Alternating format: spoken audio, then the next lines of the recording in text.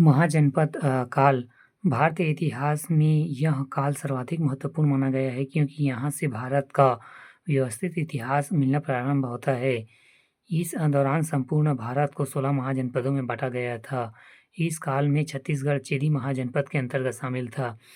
चेदी महाजनपद राजधानी सुक्तमती क्षेत्र बुंदेलखंड का पठार नामकरण। इस काल में छत्तीसगढ़ को छत्तीसगढ़ के नाम से जाना जाता था। इतिहासकार हीरालाल के अनुसार कालांतर में इसी के अपभ्रंश से छत्तीसगढ़ का नामकरण हुआ। कंबोज, गंधार, कुरु, मत्स्य, सुरसेन, पंचाल, कोंसल, मत्तल, मल्ल, वत्स, वज्जी, अंग, कांसी, मगध, चेदी, अवंती, अस्मक। मौर्यकाल चंद्रगुप्त मौर्यकालीन छत्तीसगढ़ चंद्रगुप्त मौर्य के शासनकाल में समूचा भारतवर्ष 5 प्रांतों में विभक्त था, जिसमें हमारे छत्तीसगढ़ की उत्तरी भाग प्राची प्रांत के अधीन आता था, किंतु मध्य एवं दक्षिण छत्तीसगढ़ कलिंग प्रांत के अधीन आते रहे होंगे। विभिन्न ऐतिहासिक एवं पुरातात्विक साक्ष्यों के अनुसार मौर्य काल में छत्तीसगढ़ का उत्तरी भाग मौर्य साम्राज्य में सम्मिलित था।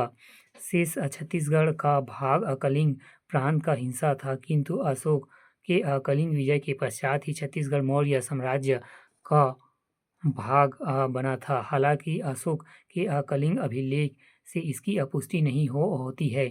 अशोककालीन छत्तीसगढ़ एवं मौर्यकालीन अन्य साक्ष्य। पहला, सिक्के। छत्तीसगढ़ के विभिन्न स्थानों में मौर्यकालीन चांदी और तांबे के सिक्के एवं हाथ मुद्रा पंचमार्क मुद्रा प्राप्त हुए हैं, जिनका विवरण निम्नानुसार है। पहला, मौर्यकालीन सिक्के। जिला एवं स्थान।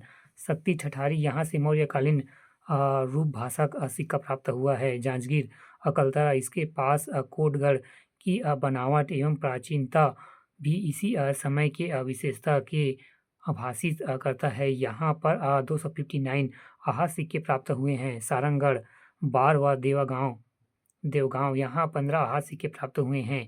आहत मुद्रा एवं पंचमार्ग मुद्रा। छत्तीसगढ़ में ईसा पूर्व दूसरी सदी में मौर्यकालीन सिक्के पाए गए हैं, जिन्हें आहत मुद्रा या पंचमार्ग मुद्रा कहते हैं। ये मुद्राएं चांदी से बनी होती है। इनकी प्राप्ति छत्तीसगढ़ के निम्न स्थानों से हुई है। रायपुर, तारापुर, आरंग, उडेरा। विशेष डॉक्टर रमेंद्रनाथ मिश्र 1969 से 70 में आरंभ तक गुजरा गांव के इन आहत सिक्कों की खोज की थी, जो सोनोगल सीढ़ी के है। दूसरा, यात्रा वृत्तांत ह्वेनसांग। चीनी यात्री ह्वेनसांग के यात्रा विवरण अनुसार अशोक ने यहाँ अनेक बौद्ध स्तूपों का निर्माण करवाया। तुरतुरिया बलौदा बाजार नामक स्थान पर मौर्यकालीन बौद्ध भिक्षुओं का विहार था, जहाँ बुद्ध देव की विशाल मूर्ति विद्यमान है।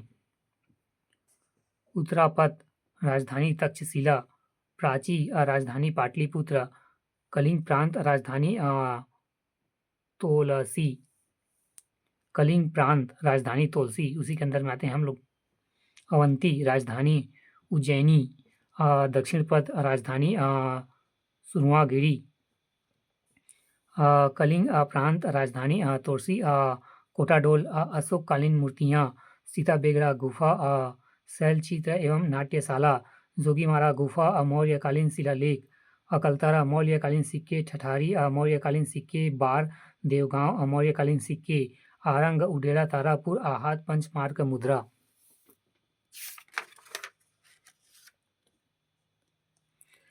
अभिलेख साक्ष्य। पहला, जोगीमारा की गुफा स्थित रामगढ़ की पहाड़ी सरगुजा उपनाम। भारतीय चित्रकला में वरुण देव का मंदिर। वरुण देव को समर्पित सुतनुका नामक देवदासी के निवास के कारण अभिलेख। इस गुफा में मौर्यकालीन एवं एक उत्तीर्ण लेख लिपि ब्रह्म भाषा एवं पाली प्राप्त हुआ है, जो सुतनुका नामक देवदासी एवं रूपदक्ष देवदत्त के प्रेम का वर्णन करता है।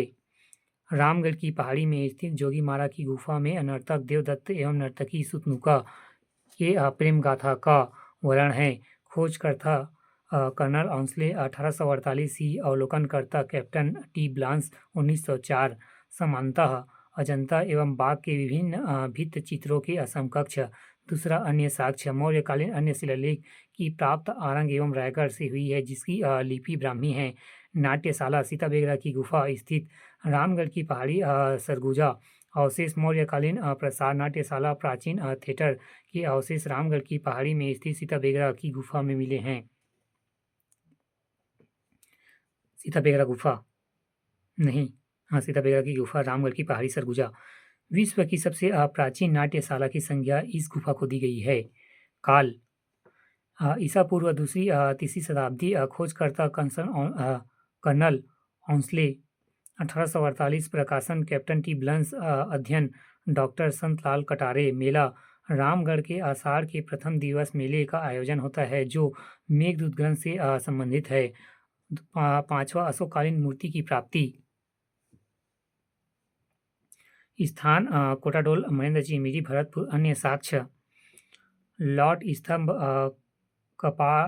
कपाटपुरम सरगुजा से अशोक के लाट स्तंभ प्राप्त हुआ है। मल्हार यहाँ के उत्खनन से मौर्यकालीन पुरावस्तुओं की प्राप्ति हुई है, जिनमें तांबे एवं शीशे के आहत तथा ढली मुद्रा प्राप्त हुई है।